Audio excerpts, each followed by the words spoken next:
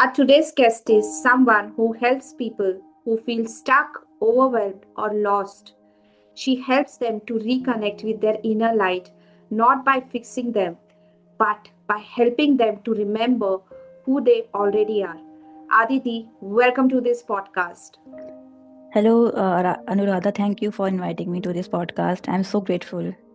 Super, and I'm super excited. So, Aditi, before we get started with the questions, would you give us little background that what was your inspiration in your life that you truly felt, it was my inner calling, and now I need to step into this world. What was that? I think that is how I started my journey because I just heard that inner voice telling me that you should do something with your life. And that inner voice also told me that now you have helped yourself. You can also make a difference in other people's lives. So that's why, I mean, that is the only inspiration I had. And that's why I'm here today. Awesome, awesome. Thank you so much for sharing that, Aditi.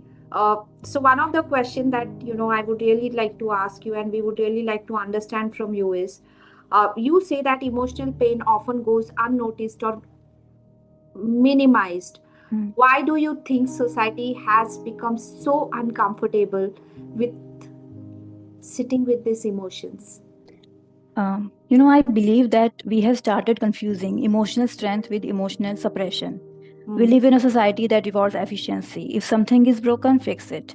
If someone is hurt, distract yourself. If something feels heavy, move on quickly. Yeah. But emotions do not run on deadlines. Another thing is, most of us were raised in an environment where emotions were either minimized or dramatized. They were rarely regulated. So we never learned how to sit with emotions safely. In fact, we started fearing them. But we have to remember that emotions are not obstacles, they are signals. Hmm. Like grief signifies love, anxiety signifies fear of loss or uncertainty, anger signifies boundaries or unresolved wounds. So when society avoids emotions, we also disconnect from our internal guidance system. And then we keep wondering why people feel so lost these days. So sitting with emotions is not uncomfortable because emotions are weak. It is because vulnerability never felt safe in a performance driven culture.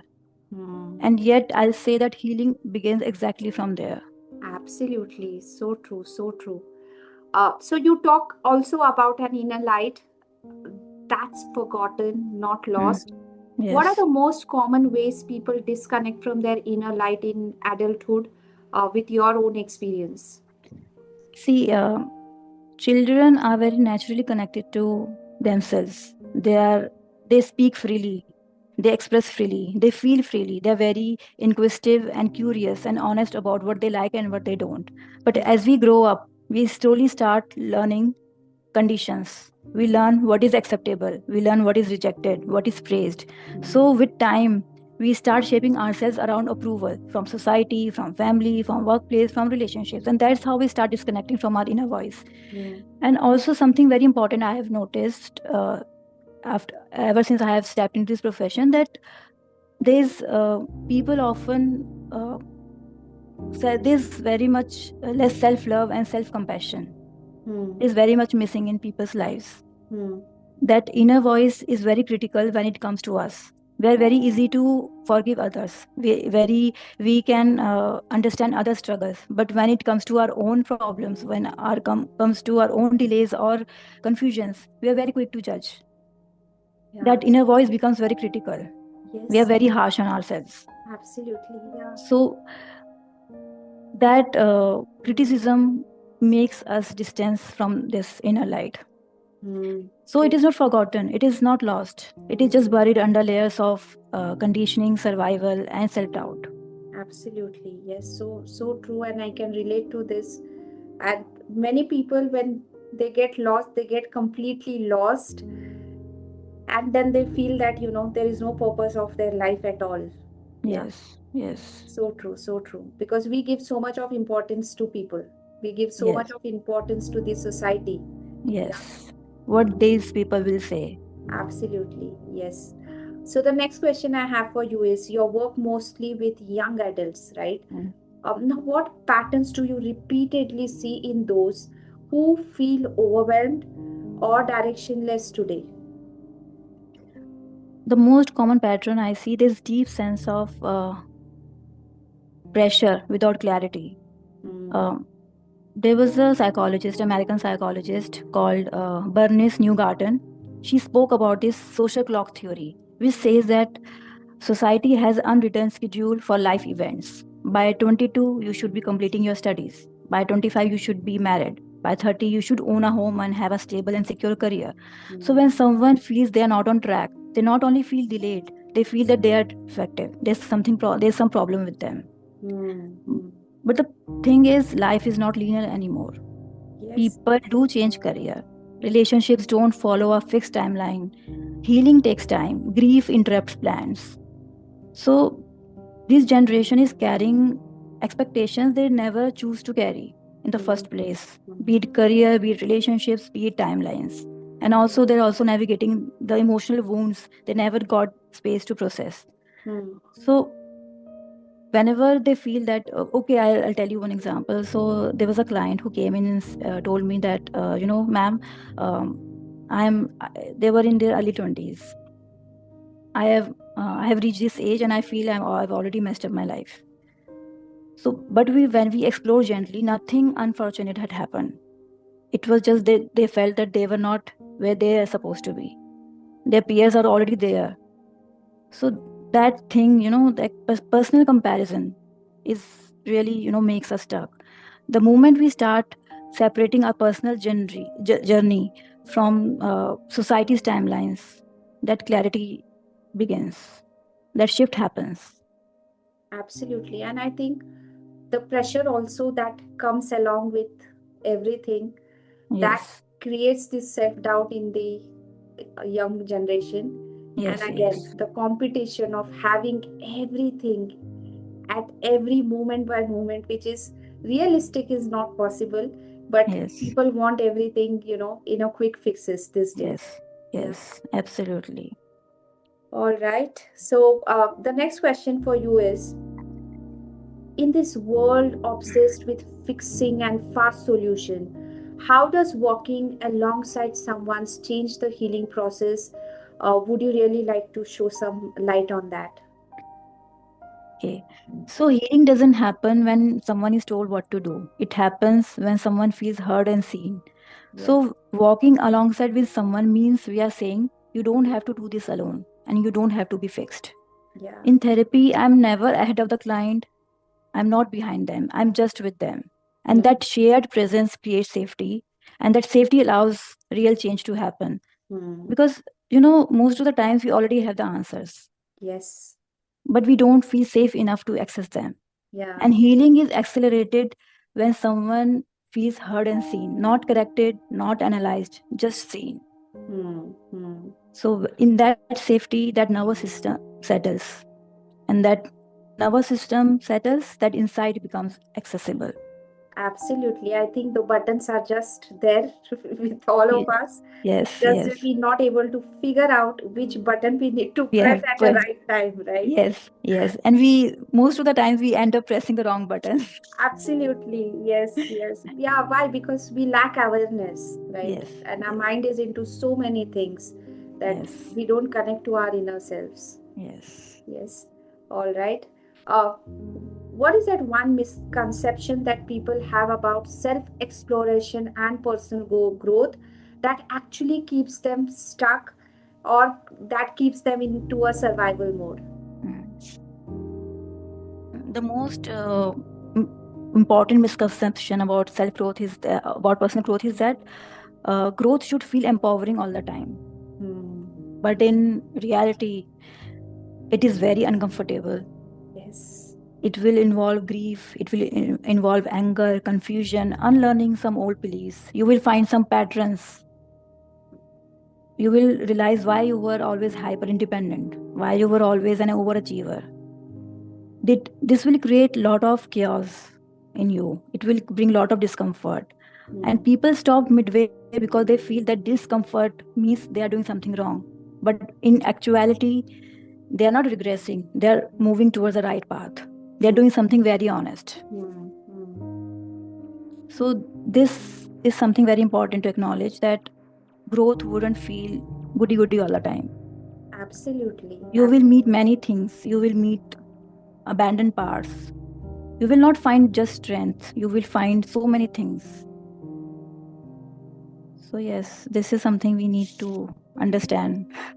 Absolutely. And one of the things I would like to add here is growth is not always stagnant, No, right? no. You will always have that bell curves in your life Yes, and it will keep taking you to the lowest to highest. Yeah. So, you said the right things. So, yeah. so true.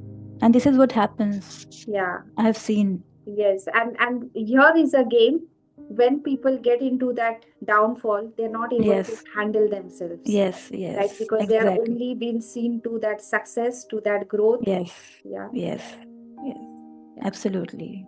Yes. How beautifully you have concluded it. Thank you so much. The next question is, lot of these days, uh, there's a confusion with career. Mm-hmm, Lot of these days, people are not having seriousness about their relationships, the mm-hmm, pains that they are going through, and loss often shows up differently. How do mm-hmm, they share a common emotional root? If you would really like to guide people to have that clarity. mm-hmm.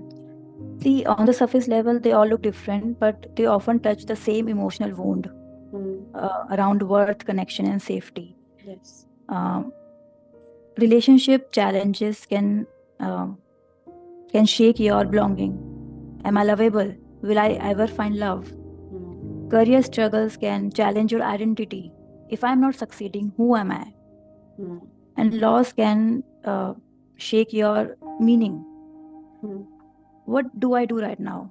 What do I do now? I have lost it. Now, how do I live? Hmm. So, underneath all of these, there is existential fear. Hmm. Do I matter? Am I enough? Am I safe? So, same, different doors, but they have the same emotional house.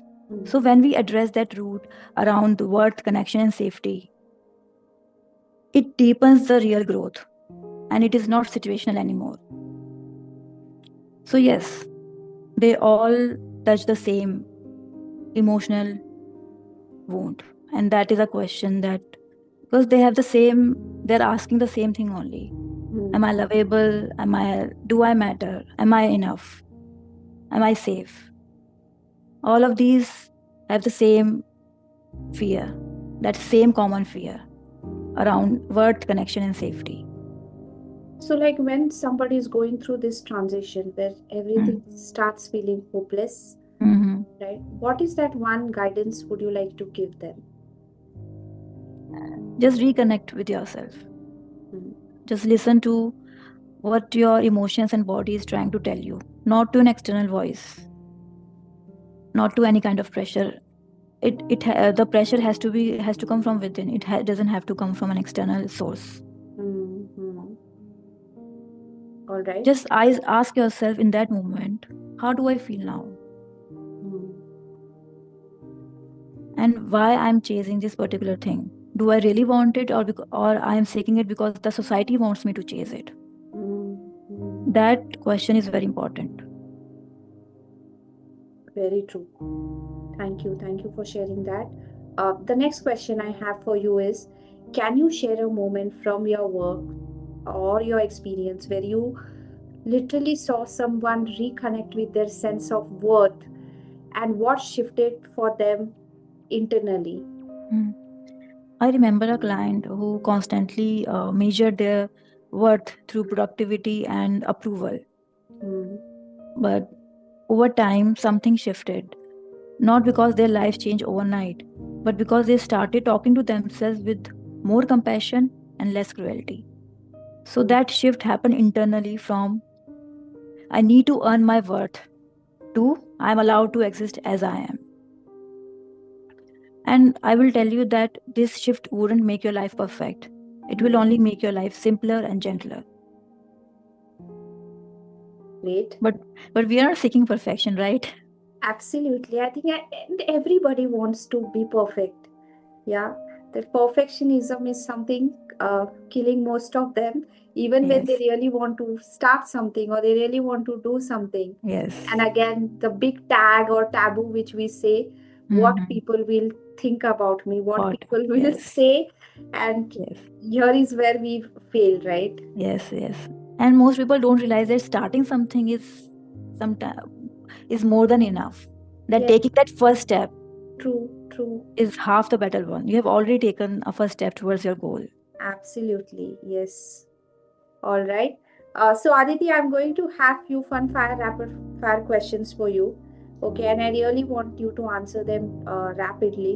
Uh, Mm-hmm. are you an early morning or a slow evening person? No, no, early morning. Early morning. One word that instantly soothes you. Coffee. Okay. Are you more of intuition side or a logical side? What do you trust more? Intuition. My gut feeling. Great. A small joy that you never ever outgrow. Having coffee with my siblings. Great. If you could pause time for 1 hour, Mhm. how would you truly like to spend that 1 hour? I'll just sleep. Or you will just sleep? Yes. All right. Okay. So, Aditi, we know you as a therapist, we know you as a counselor, so on and so forth. What Mhm. is that one thing that your social media does not talk about and you truly like doing that more of? That I love to travel and I love to explore new places, new cafes with my friends and family. Okay. Yes, and I'm a fun person.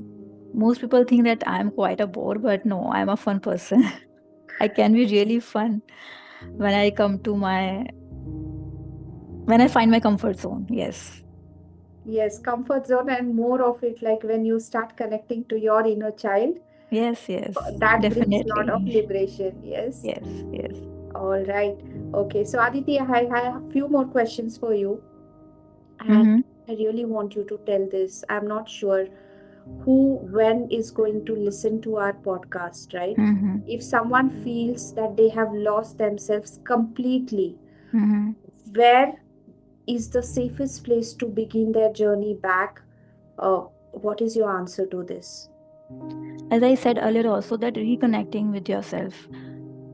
Slow down and listen carefully. Hmm. Not an external voice, nothing, just your own body and your emotions. Because sometimes, feeling lost is often psyche's way of telling you that old life no longer fits. Hmm. So, when you connect with yourself and ask within that, what is happening to me? Why I feel stuck right now? What is bothering me right now? And be curious, but be honest with yourself. Sometimes you may find the answer that I want to take a pause, and that is very okay. You can take a pause. Hmm. There's no need to rush. Hmm. And that inner voice, doesn't scream or speak very loudly. It whispers. It Yes. can it can say something like, "I don't want to live like this anymore. Yeah. This doesn't feel right to me." Hmm. So you just have to listen to that. Hmm. The moment you start reconnecting, you start building that connection with your emotions and with your body, Hmm. you will find the answers. Because when curiosity meets honesty, magic happens. And this is what happened to me also. So beautifully said. Yes. Yes. Yeah. All right. Um, what is your deeper mission and long term vision in working with young adults? And why does this generation need this support now more than ever before? My deepest mission is to help young adults feel less alone in their inner worlds. They're navigating immense change, loss, and comparison, Hmm. and often without proper emotional support or language. Hmm. And this generation is living in a world that is too loud. There are comparisons everywhere, there are opinions everywhere, there are advices everywhere, but Absolutely. nobody takes a pause and asks you, how are you feeling? Hmm. Do you feel good? Are you okay? This constant pressure to get quick results. Yes. So I want therapy to feel like a space where they don't have to perform or have to have answers. Hmm. Just bring your honesty. Hmm. Because when people feel that they are emotionally met, they grow naturally. Yeah. Yes. If you come and tell me I don't feel good about my life, it's okay. We'll explore gently why it is not working with you, why your life doesn't feel right to you right now. Hmm. Hmm. It doesn't mean that there's something wrong with you. You don't have to be fixed. We'll find answers together. Lovely, lovely. Thank you so much. All right. If you could tell every young adult one uncomfortable truth about self growth that Hmm. no one prepares them for, what would that be? Oh, it will cost you many versions of yourself, even relationships that you once relied on. Hmm. Because healing really changes you, and not everyone is ready to grow with you. Yes. Yeah. But the reward is deeper alignment with yourself, and that is worth the discomfort in the long run. Absolutely. Absolutely. Yes. That realignment is what most of Yes, us need at this point in time. Yeah. yes, yes. Super. So, thank you so much, Aditi, for being here today. Thank you so much for sharing your space. Of course, we got a lot of insights from your work as well. Wishing you all the very best, that you inspire more and more young minds, uh, and wishing My you good luck for everything that you're doing. my pleasure. Thank you for inviting me again. Great. If you enjoyed this conversation, don't forget to like, share, and subscribe to my podcast and share it with your friends and family, one woman at a time. I'm on a mission to build a community of a thriving women. Thank you very much for taking your time to listening to this podcast, and I'll see you in the next show. Now go out there and do something that truly inspires you.